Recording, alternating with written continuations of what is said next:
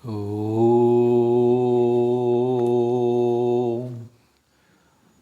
वेदऋषयः समारभ्य वेदान्ताचार्या मध्यमाः योगीरां सुरत्कुमारपर्यन्तं Vande गुरुपरम्परां रत्नाकराधौतपतां हिमालयकिरीटिनीं ब्रह्मराजर्षिरत्नाढ्यां Vande भारतमातरम्. Salutations and adorations to all the great seers of holy land of Bharatavarsha, right from the Vedic rishis to the great Vedantic masters, to my Diksha Guru Yogi Ram Surat Kumar Maharaj of Tiruvannamalai. Salutations and adorations to our holy motherland Bharatavarsha, whose sacred feet are washed by three great oceans, whose crown is the mighty Himalayas, and who is wearing the jewels of Brahma Rishis and Raja Rishis. In the last classes, we had gone through the Nastika Darshanas, those darshanas that do not accept the ultimate authority of the Vedas. Of course, they have borrowed many things from the Vedic rishis, from the ancient Vedas, but they don't accept the ultimate authority, Jainism, Buddhism, etc. And in that group, there is yet another school which is known as Charvaka. Charvaka, the word means Charuvaka, the sweet speech. It means that whatever philosophy it preaches, whatever thought it preaches, it is for the pleasure, for the happiness. Charvakas is the hedonistic philosophy. In West it is known as hedonism. It means that we are born into this world, we live for a certain period of time and we vanish. And the only purpose of coming into existence is to enjoy the world. The Charvakas, it is absolute materialistic philosophy. They do not believe in a God or a creator. They do not believe in sin or virtue. They do not believe in heaven or earth, heaven or hell, and they do not accept the theories of karma, rebirth, etc., the concept. They simply say that we have just come into existence in this world, we are living like all other creatures, and we will be getting extinct. As long as we are here in this world, we must live happily and comfortably. One of the sayings of the Charvakas, it goes, Yavad jivet sukham jivet, rinam krutva ghritham pipet, basmi bhudasya dehasya puraragamanam kutaha. Yavad jivet sukham jivet. As long as you are in this world, live happily, enjoy all pleasures, be comfortable. Sukham jivet. Rinam krutva gritham pipet. Beg, borrow or steal, enjoy the comforts of life. Even go borrow, steal and eat and drink well. Rinam krutva gritham. Gritham means ghee. Take food with ghee, even if you have to borrow. Rinam krutva gritham pipet. And they say, Basmi bhutasya dehasya punaragamanam kutaha. This physical body, it is going to become extinct, it is to be reduced to ashes. Once you die, you will be reduced to ashes. Go back to the elements. Basmi bhutasya dehasya. This body, it is not going to come back here once again into this world. Once it is gone, it is gone. So the Charvakas do not believe in the theory of rebirth, etc. And absolute hedonism is their philosophy. But in the later days, among the Charvakas, there were some thinkers who felt that though our life is for the purpose of enjoyment, we are not sure whether there is rebirth, whether there is moksha, or whether there is naraka. As Charvakas, we are not sure whether it exists or not, because according to Charvaka philosophy, only that which is perceptible is true. They do not accept ether, but they accept the other elements, earth, fire, water, etc. Because they are perceptible, we are able to experience them.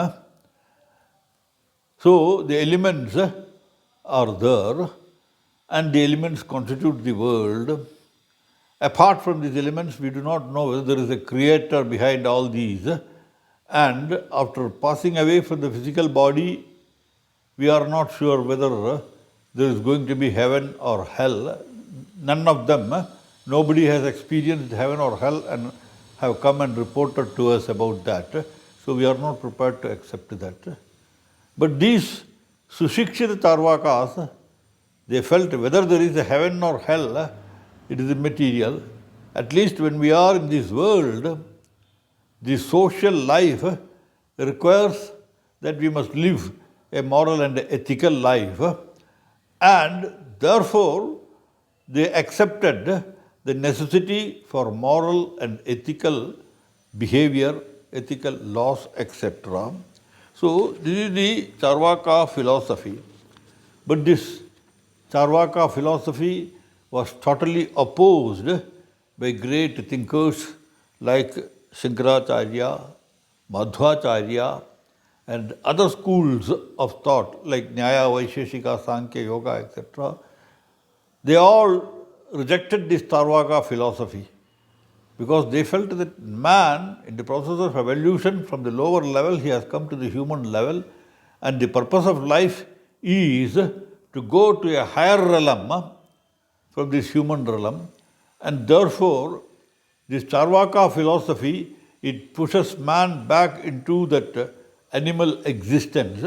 Therefore, they rejected the Charvaka philosophy totally. The logical argument was met by the Jains who asked the Charvaka, you say that pratyakshamekam pramanam, that which is seen through perception, that alone is true. Charvaka was not prepared to accept upamana or anumana. Upamana means comparative knowledge from comparative studies. Anumana, inferential conclusion. All these were not accepted by Charvaka. And therefore he said only pratyakshamekam pramanam. What we see is only truth. Truth is only that which we see. But the Jainas asked him, the very statement that you make, that which is perceptible, that alone is truth. Apply this to your logic. Can you prove that that which you say is truth without inferential conclusion? It is not perceptible knowledge. That which is truth is only that which is perceived. It is an inferential knowledge. It is not a perceptive knowledge. And therefore, the Jains defeated the Charvakas in the arguments. And in later days, the Charvaka hedonist theory, it gradually became extinct. There are not followers of such a school of thought. Of course, there are people who live even today like animals, eating, drinking, sleeping, But the Charvaka as a philosophy was abandoned in the later days. Now, we will look into the Astika Darshanas. The Astika Darshanas, as I said, are those which accept the authority of the Vedas. They accept the existence of soul, the existence of a goal in life, moksha, and they also accept the existence of a creator. The Vedic rishis propounded whatever in the Vedas, there is a creator, there is a soul, Atman, Jivatman, Paramatman, and the actions and the fruit of actions. All these Vedic ideals were accepted by the Astika Darshanas, but of course each one had its own interpretation of those Vedic visions. There are essentially 6 darshanas which are known as Shad Darshana. Shad Darshana means the 6 systems of philosophy. They probe into the gross aspects of the universe and also into the inner subtle secrets, and also probe into the concept of immortality and the ideal of Satchitananda, a permanent existence, consciousness, bliss state. So, these ideals are accepted by the Shad Darsanas. Shad Darsanas agree that man is afraid of death. He wants to escape from the clutches of death. Nobody wants to become dead. But what is the possibility of escaping from the clutches of death? The various ways and means, they are discussed by the Shad Darshanas. The philosophy of the various schools of thought, a clear conception or understanding of man's interrelation to God is momentous importance to them, and they agree that Hindu philosophy is not just speculative, matter of speculation. It is views based mainly on the mystical experience, aparoksha anubhuti of great masters, rishis, sages and seers, and they are the founders of different philosophical systems. The Shad Darshanas are Nyaya, Vaisheshika, Sankhya, Yoga, Purva Mimamsa, and Uttara Mimamsa. The Nyaya philosophy is attributed to Gautama. Of course, these schools of thought, these systems of philosophy, they are there right from the Vedic or the pre-Buddhistic period, but they were systematized and put on strong foundation by great thinkers, and the Nyaya philosophy found its expression in the Nyaya Sutras, which were formulated by the great sage called Gautama Muni. He presented the Nyaya philosophy. The principles of Nyaya are logical system. Nyaya means logic. Gautama was very clear in his understanding that we cannot blindly, superficially accept anything and everything.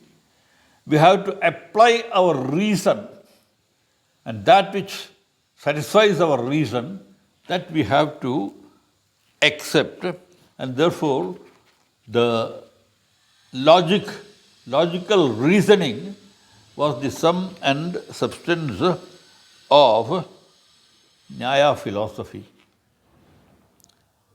The Vaisheshika philosophy, it probed into the mystery of the universe, how this universe came into existence. Today we have got the theory of atomism. Atoms join together, form particles, and out of particles matter evolves, and out of matter springs life and everything. Human beings, the process of evolution is there. All these are modern theories. But this was known to our ancestors long ago, long before this European system of philosophy and science came into existence. Our masters knew that, and therefore they predicted it. The Vaisheshika atomism, that atomic particles, they combine together, they form the matter. All these ideas, they were presented in the Vaisheshika Sutras, composed by Kashyapa, the great rishi. He was also known as Kanada. He composed the Vaisheshika Sutras and presented the theory of evolution of the world. And then there was Sankhya theory. Today we have the Darwin's theory of evolution. Herbert Spencer spoke about evolution from the lowest amoeba to the human being. Henry Bergson and Samuel Alexander, they have spoken about theories of evolution. All these are in Western philosophy and Western thoughts, it is there. But here, this theory of evolution was propounded by the great Kapila in the Sankhya. We will go later into that, how in the presence of Purusha, the Prakriti evolves, and out of the Prakriti, the evolutes come. All these are discussed by Kapila in the Sankhya Sutras. And in the process of evolution, we come to the stage of the human beings, and ultimately we have to reach the realization of that ultimate reality, which is ourself. The ways and means to reach that ultimate destination, that was presented by Patanjali Maharshi in his Yoga Sutras. Yoga means to combine, to join the individual self merging into the supreme consciousness, that is yoga. And the ways and means to achieve that, it is presented in the yoga philosophy. And these are all theories and logic and science, but ultimately the experience of the self is to be achieved. Yoga, Patanjali spoke about yoga and he said control of the mental modulations, yoga chitta vritti nirodhanam, control of mental modulations and reaching that state, that path But how to control the mental modulations? How to snatch the mind from the worldly things and concentrate on the higher things? Rites, rituals, prayer, meditation, all these are all various means for that.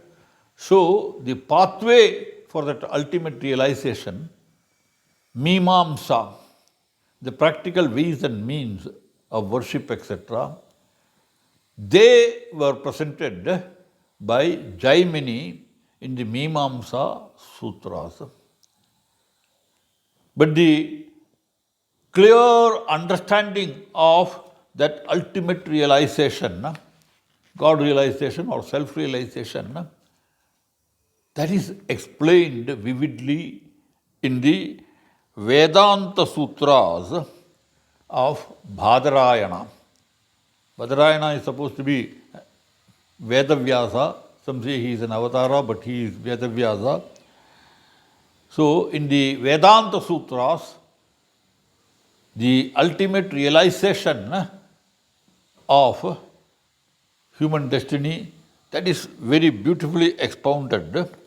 And based on the Vedanta Sutras, there came different schools of Vedanta. Advaita, Dvaita, Vishishta Advaita, all these schools, they all sprang up later from out of the Vedanta Sutras of Badarayana, based on the Vedanta Sutras of Badarayana. These are all emerged later. The ultimate goal of all this is removal of human ignorance and removal of pain and sufferings, which will lead to ultimate merger of the Jivatman with the Paramatman. So, the Vedanta Sutras propounded by the great Bhadarayana, this forms the bedrock of all the later Indian philosophical systems. The great philosopher who was the President of India, Dr. S. Radhakrishnan, he says, there are no absolute beginnings for spiritual possession. The sutras are aphorisms in which the six systems are expounded with a wonderful economy of words and affluence of thought, are the points of convergence of ancient spiritual words and the centers of emergence of later philosophical systems. So, on the basis of the vision of the great sages and seers, in their intuitive perceptions, whatever they found, they propounded in the form of darshanas. And out of that, the various theories and schools of thought were evolved by the Shad Darshanas and the later Vedantic philosophers. These six schools, often philosophers find some interrelationship. The Nyaya and Vaisheshika are combined together, and sometimes they are spoken of as Nyaya Vaisheshika Darshana, the logic and the scientific evolution through atomism, etc. They are combined together. One supplements the other. Without logic, you cannot come to scientific conclusions, and without scientific conclusions, mere logic is of no use. So sometimes they combine Nyaya and Vaisheshika, and Sankhya and Yoga, the Sankhya theory of evolution from ordinary beings, inert beings, we come into existence as living beings. Gradually, the process of evolution, we come to human stage. All these are explained in the Sankhya theory of evolution. But what is the ultimate goal? It is yoga, reaching the destination. So, the later day philosophers, they combined Sankhya and yoga together for a proper understanding of the Hindu philosophy. And the Mimamsa Sutras, Purva Mimamsa and Uttara Mimamsa. Purva Mimamsa is the method of Vedic rites and rituals, etc., which will equip us, which will equip our mind to transcend to the higher planes of consciousness and merge with the ultimate reality. So those Mimamsa Sutras which Jaimini gave, they were combined with the Vedanta Sutras of Badarayana. So the Mimamsa, Purva Mimamsa and Uttara Mimamsa, they are combined together. They are the ultimate pathways to God realization. These philosophical systems which evolved among them, that which stands today deeply involved in the schools of thought and religious philosophy is the Vedanta system. The Nyaya theory of logic, the Vaisheshika theory of atomism, the Sankhya theory of evolution, and Patanjali's Yoga Sutra, these are not given that much of importance as that of Vedanta Sutras, because all the schools of thought which came afterwards, Shankara, Madhva, Ramanuja, they all stressed these Vedanta Sutras. They based their schools of thought on the firm foundation of the Vedanta Sutras of Badarayana. Now we will have a look into the Nyaya Darshana.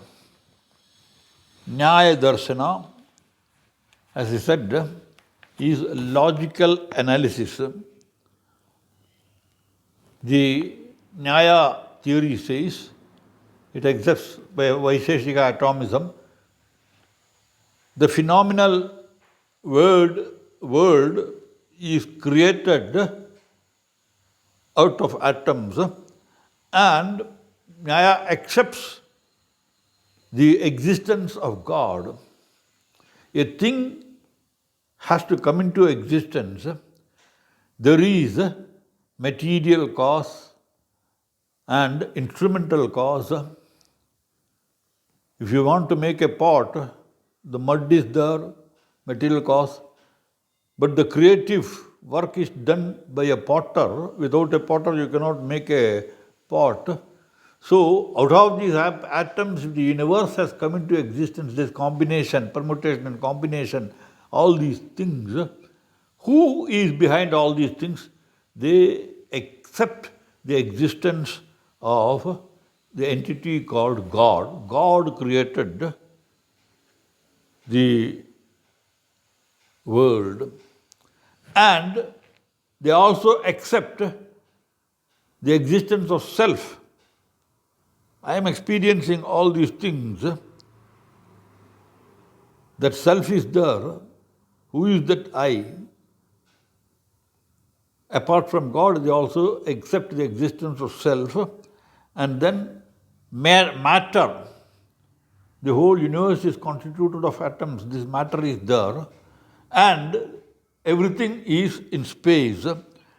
So, according to the Nyaya philosophy, God, self, matter, space, etc. are eternal. God is the creator and architect of the universe. Self is Jivatma as well as Paramatma, the individual self, and Nyaya accepts a cosmic power called Paramatma. The Vaisheshika spoke about 7 substances that constitute the world of objects. They are, Nyaya also accepted that, Dravya, substance, Guna, quality. Substance is something is there, the matter, it is substance. And it has some qualities, toughness, sweetness, smell. So, it is another category. 7 padarthas they call, substances. The first one is matter. dravya. Second is quality, guna. And then there is karma, action. Each one has to act. And samavaya, samanya. Samanya, for example, cows. There are different types of cows, but there is a common relationship, the cowness among all these. That is the samanya. But each one has got a special quality. That is vishesha, particularity. And samavaya, inherent relationship between these, that is called samavaya. And Nyaya also accepts another category of padartha or substance, non-existence. There is no pot here. The non-existence of a pot here is known by me logically. How do you know that there is no pot here? Because it is not existing there. That non-existence gives me knowledge of the non-existence of the pot. So that is called abhava. So these are the padarthas propounded by Nyaya and Vaisheshika.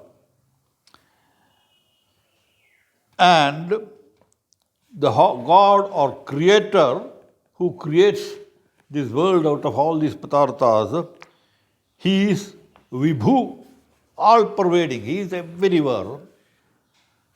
The Vedas say Sahasra Sirsha Purusha Sahasraksha Sahasrapad, 1,000-headed, 1,000-eyed, 1,000 hands. He is everywhere, he is all powerful, Vibhu, all pervading. And the individual jiva is the doer and enjoyer of actions. And there are multiplicity of jivas. There are hundreds and thousands of jivas, there are multiplicity of jivas, and each one is bound by the bondage of knowledge or ignorance. And avidya is ignorance. I am in this world, I am suffering here in this world because avidya. By not knowing who I am, by not knowing where I am, by not knowing what I am seeking for, this nescience, avidya, is the cause of my bondage. Nyaya says that moksha or release from the bondage is release from the pain caused by this avidya. Because of this avidya, I am suffering today.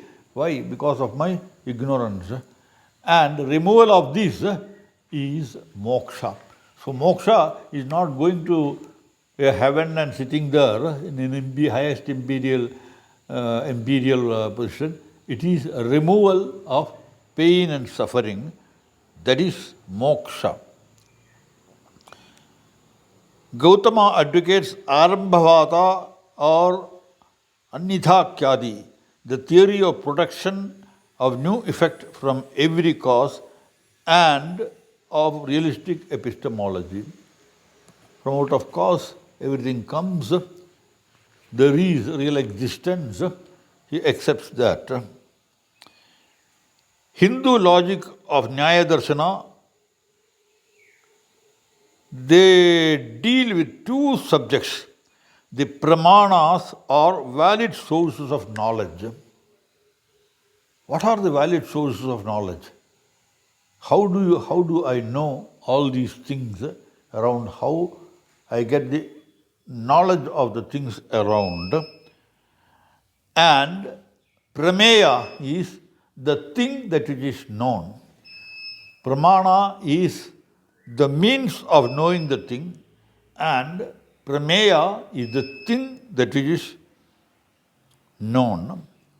Valid source of knowledge. What are the valid sources of knowledge?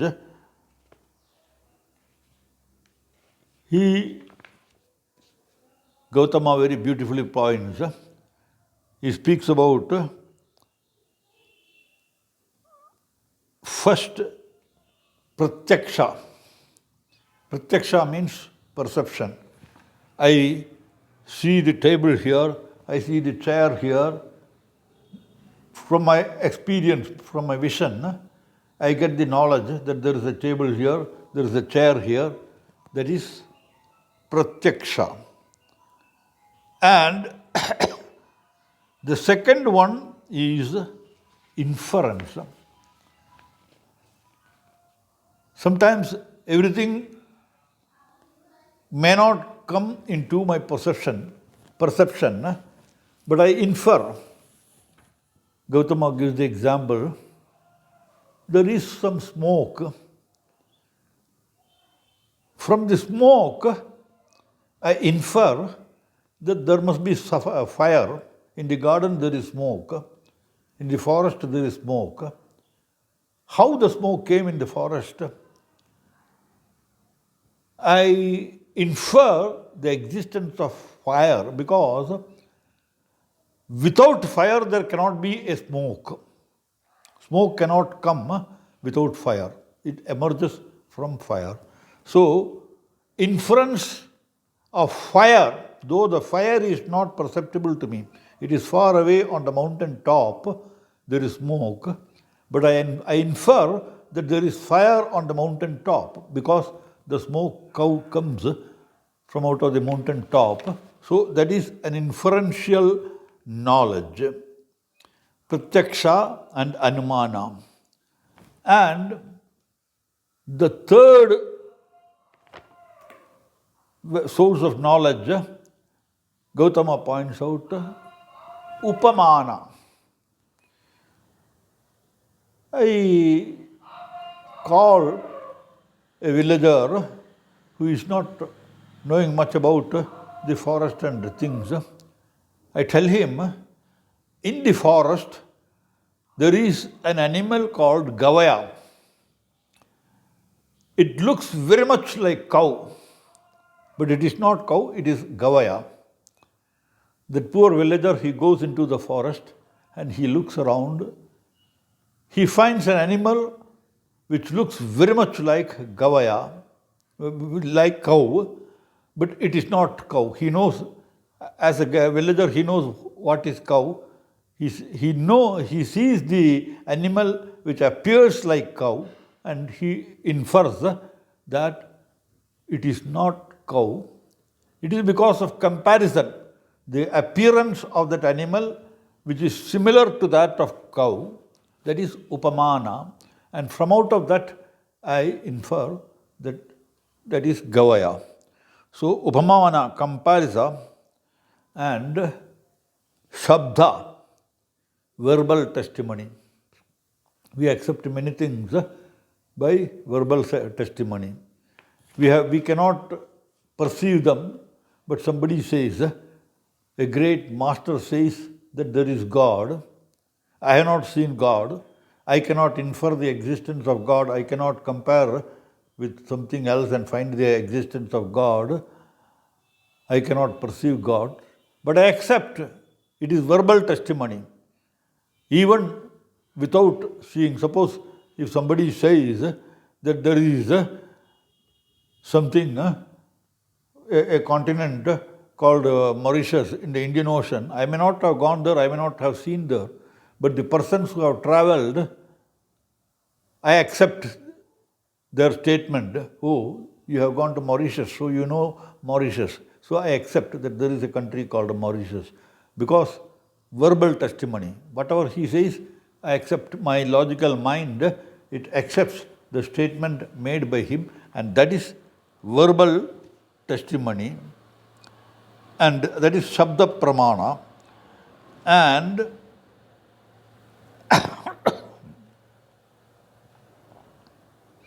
these are the valid pramanas: Pratyaksha, Anumana, Upamana, and Shabda. These are the philosophical schools for the perception. In the later days, school of Navya Nyaya, a reformed Nyaya school, also came into existence.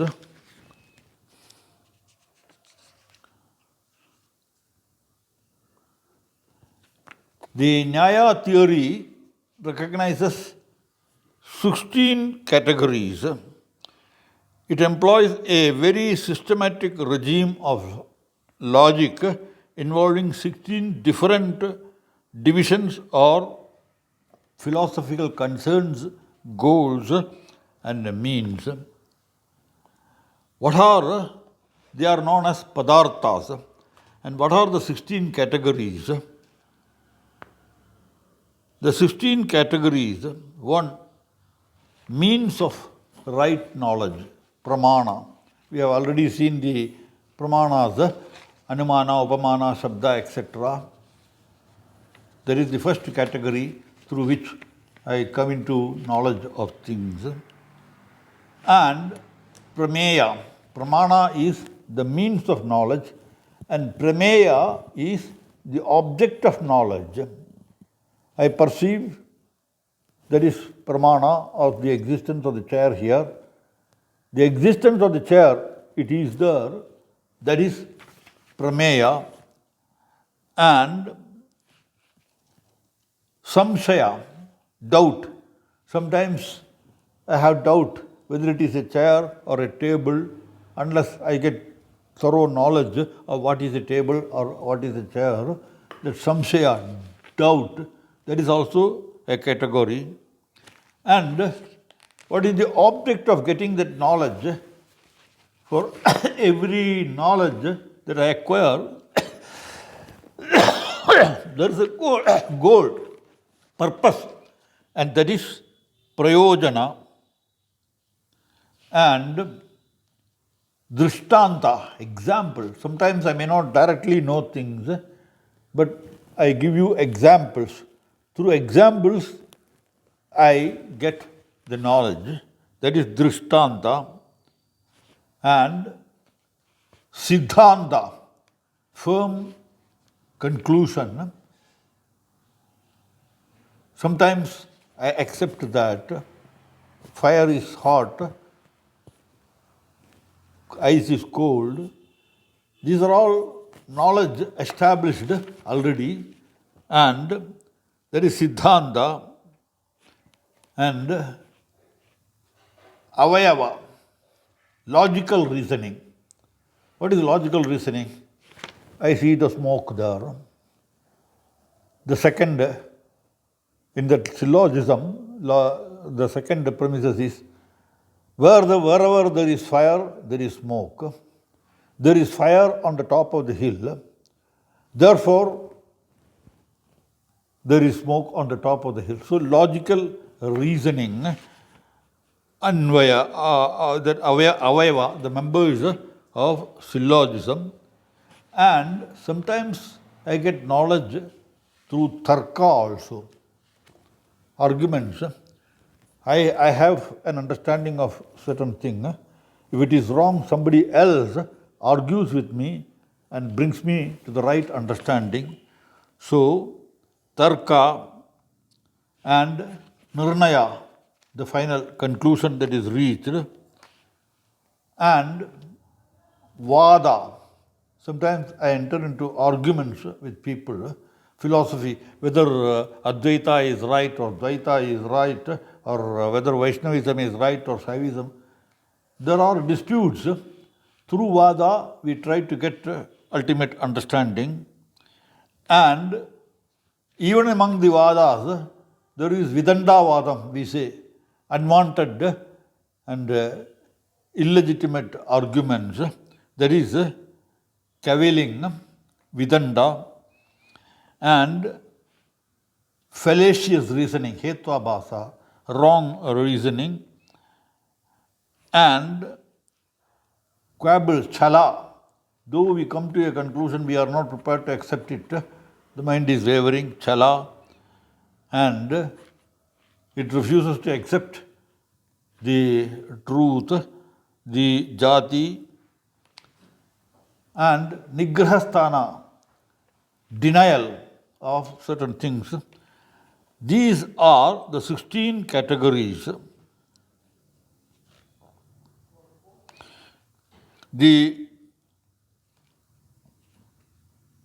pramanas and the prameyas.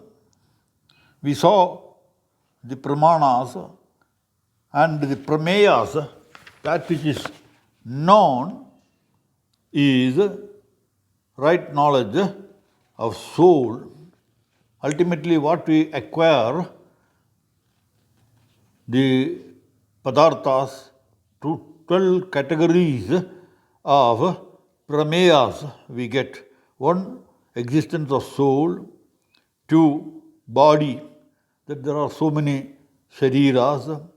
Senses, through our indriyas we perceive the world, and objects of the senses, the anta, and there is intellect or buddhi which analyzes, and there is mind, manas, which come into contact with the objects and take them to the buddhi to analyze, and then pravritti, activity is there, and dosha, faults, and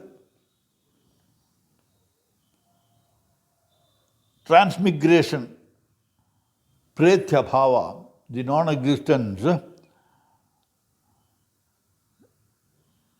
of the objects, fruit, pala, pain, dukha, and when we come into contact with the objects, we have got the fruits, we get the pain or pleasure, etc. But ultimately, in our realization, we get apavarga or salvation. So, these are the objects of which right knowledge is to be obtained. We have to get the right knowledge of all these objects which are prameyas.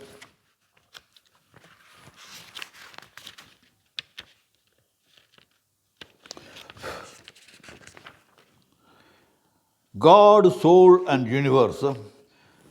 The Nyaya tells that actions of man produces their fruits called adrishta. Whatever act I do, it produces the result, and the result is known as adrishta. It is not under my control, it is under the control of God. The unseen principle is supervised by God according to Nyaya. God is a special soul endowed with omnipotence and omniscience by which he guides and regulates the world.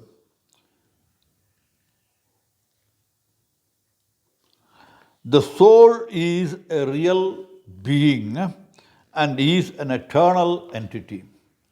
There is no birth for the soul and no death for the soul. It is eternally existent. Desire, aversion, volition, pleasure, pain, intelligence, and cognitions are the qualities or marks of the soul. The mind, senses, etc. work with the support of the soul. Without soul, mind cannot think, the senses cannot perceive. So behind all these, there is the soul. Our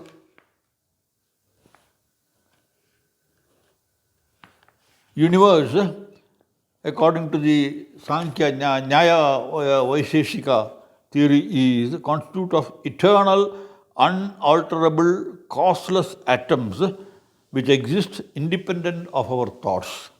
Without depending on our thoughts, these substances, they exist. What are the substances, modifications of atoms, paramanus, earth, prithvi, water, apas, fire, tejas, air, vayu, earth, water, fire, air, ether, time, space, mind and self. These are the padarthas. The cause of bondage is our ignorance of the padarthas, the real cause behind all these padarthas, the real purpose of our coming into existence into this world, and it creates raga, dvesha. Raga means attachment to worldly objects. I get attached to worldly objects, I want to go on enjoying the worldly objects. And sometimes dvesha also, certain things I hate, certain people I hate. So this raga, dvesha, it creates bondage of the soul. And the release or state of apavarga, final release, according to Nyaya Vaisheshika, is the destruction of this bondage, this raga, dvesha, the destruction of raga, attachment and aversion, etc. These are the qualities that keep me away from the realization of my own self. So once I remove the ignorance of the things through Nyaya, through systematic logical reasoning and understanding, and Vaisheshika, through the constituents of the things that I experience outside, understanding them in the real objects, and logically understanding the relationship, etc., I gradually remove this raga and dvesha, attachment or aversion to the worldly objects, and from that I receive the ultimate release, liberation or mokshas. It is the moksha, according to the Nyayikas, it is a state of painless, passionless existence, like that of a stone without sensation and interest. That state of moksha, it is not going to heaven and sitting in the Kailasa or Vaikunda. It is a state of absolute peace, bliss, Satchitananda, that state, self-conscious state, that is moksha according to Nyaya Vaisheshika theory. Now, we will have to go into the other theories, Sankhya and Yoga. We will take up in the next class how the world evolves. Sankhya theory propounds that, and how we are to reach that eternal state of realization which all these philosophical schools speak about. That is yoga. Patanjali had shown that pathway, that we will see in the coming class. Jai Shri Ram, Vande Mataram.